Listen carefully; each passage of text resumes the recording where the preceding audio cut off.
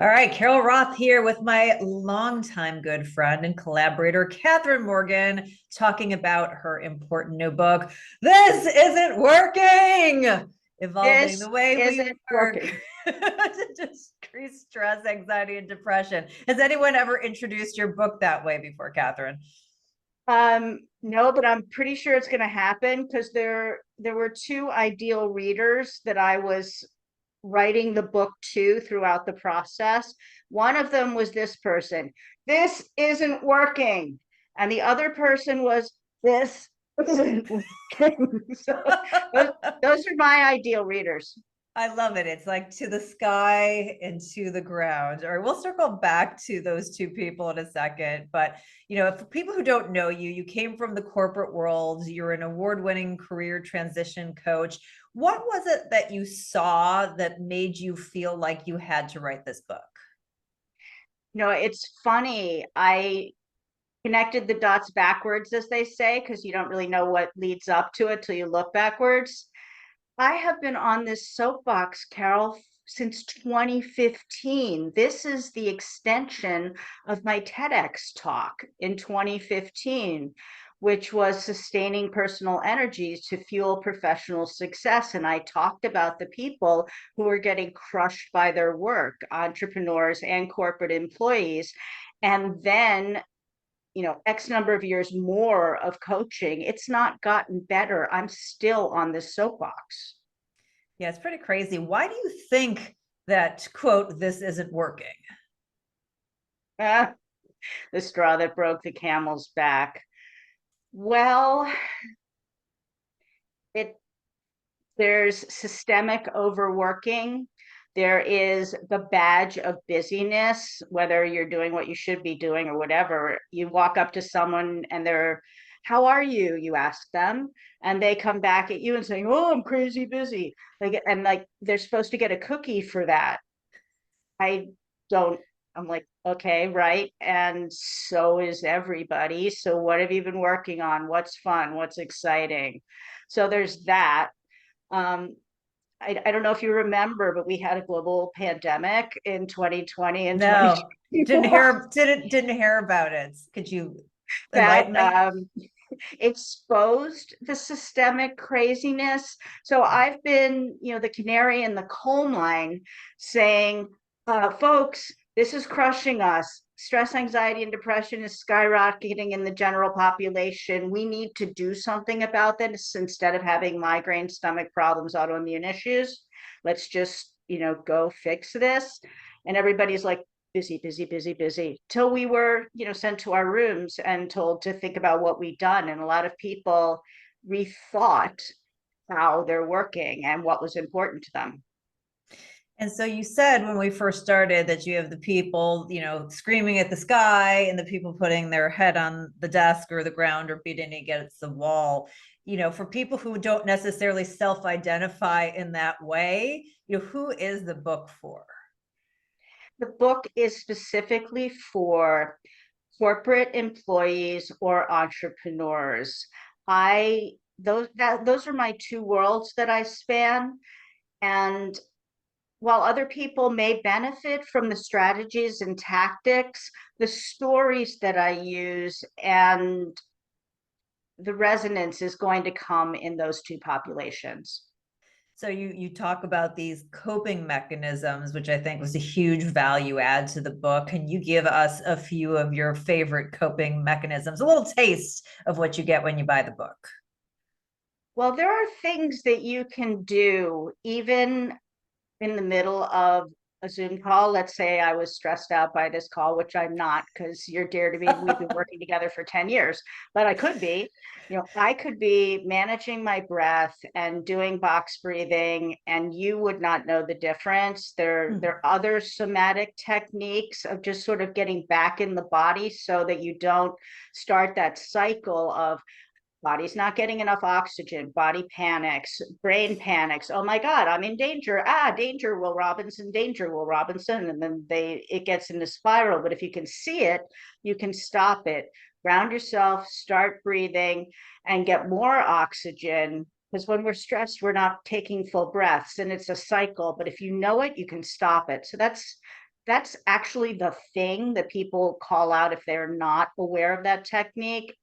They're like, oh my God, that thing, that was super helpful. There's also some mindset shifts that you can make. Um, the have to get to shift, where we can all go into, I have to send out my newsletter today. I hate writing my newsletter, blah, blah, blah. But which I do. But sometimes, your newsletter gets you hit the right topic and somebody sends you a thank you note. I've gotten thank you notes for my newsletters, or I have to, if you're a corporate employee, I have to fill out my time and expense reports. Inevitably, corporate employees hate doing that, but you're going to get money back. Woohoo. Or you have to send out your billing. So I get to send out my billing. Well, yeah, it kind of sucks to do it, but I'm going to get money back. People are going to pay me. That's kind of awesome. So there's these shifts that we can make with our mindset, because you are not your mind. There's something out there watching you. Anybody who's had an experience of almost being in a car accident or almost doing something that's slow motion watching, you can do that to yourself and not spin out.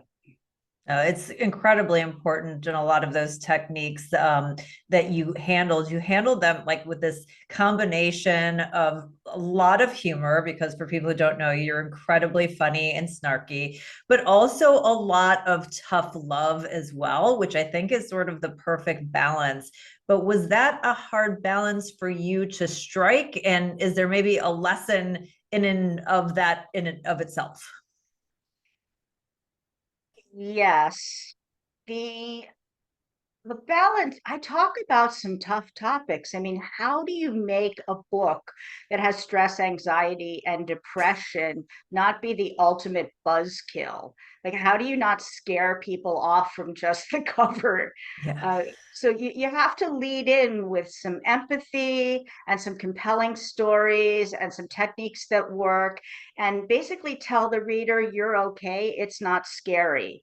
I am always willing to throw myself under the bus if it's in service of the work and an illustration. And I'm a messy human just like everybody else. And I hope that people say, oh, I kind of identify with that. I have some great stuff, but I also have some challenges. We're all a little bit messy, and it's nice to be able to share that and have some normalcy in what has been a very non-normal time. I have to ask you, we've been kind of talking about things from the individual perspective. What role do companies play here? Is there any hope that companies take some responsibility for all of the stress, anxiety, and depression that so many people are feeling at work? Well, they have to, because 81% of people expect their employers to um, consider their mental health. Hmm. So 81%, that's a large population, a big bunch of people who might be working for you. So if you're not concerned with that, you might want to be concerned with it. Also, I know you're a money gal, so let me talk to you about the ROI of investing in above average, that was air quotes. I don't know what that means exactly, but Mercer and a UK health system did a survey and found that organizations that invest in above average support for employees' mental health get 11 productive days per employee in return. That is not Hmm. per employee who took advantage of the programs. Just having the programs in place got 11 more productive days per employee. And I think that 2 extra weeks of productive work plus per Yeah. employee is a fairly compelling ROI. So whatever the investment is, and I'm not sunshine and roses girl. I realize that there is a financial investment. I think that's compelling. On top of the fall off from that, which would be lower turnover, which is hugely expensive and disruptive Yeah. for organizations, that is not talked about enough. In an interview series I did, I talked with an HR professional who's a total rewards leader. and she was talking about employee assistance plans, EAPs. And she said only 5% of people within companies take advantage of them. You know, all Hmm. those benefits that you talk to your friends, oh, the company's got great benefits that you don't take advantage of. But she said that the investment in those types of services track to a 5-to-1 return on investment, which I think from your background, you would say, I'll do that all day long. I Five would bucks, do five that. bucks. And people are funny. Nobody ever, you sell the amenities. It's the same thing. When I moved into my condo back in Chicago, you look at the amazing indoor pool. I never went in the indoor pool, but that was the thing that sold me. If it's selling you, you need to take advantage of those kinds of things. Right. So I think that that's really compelling. Financial ROI, more happy employees, more productive employees, lower turnover, more Yeah. And respect for the brand. well, that's what I was going to say. The employees are the ambassadors for your company. They're the ones who are interacting with each other, with consumers, clients, whatnot.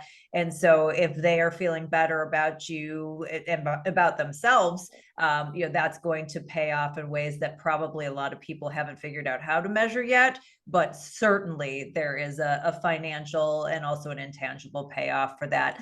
I have to ask you though, do you think that, money aside, that small businesses have any advantage here because they're, closer knit, or there's some way that they can harness this a little bit better? Well, small businesses don't have the overly burdensome sign-offs and compliance issues. So they could be more innovative and more nimble and just try stuff. Like I was chatting with our good friend Phil Gerbishak, and he said that his company has a Slack channel that's dedicated to anxiety. And while it's public within the company, meaning executives could look at it, people were actually very forthcoming with what they were struggling with and got a lot of support from their colleagues and just normalizing the conversation. So that's an inexpensive, super easy way that any organization could do it, Slack or some other technology. Yeah, and you have been a tremendous resource for normalizing the discussion here, even before the book, your depression discussions. And really, this is something that so many people struggle with, that the idea that people need to hide this really needs to go by the wayside, because there are so many people who are going through this, and it does help to lighten the burden to be able to talk about that. I want to kind of end this with you. Is there anything else that you want people to know about this book? I want people to know that they're not the only ones struggling. According to the CDC's Household Pulse Survey, this is so awful. 33.6% of the US population is currently struggling with either anxiety disorder or depressive disorder.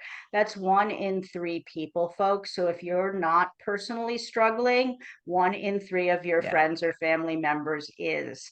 So thinking that this happens to other people, no.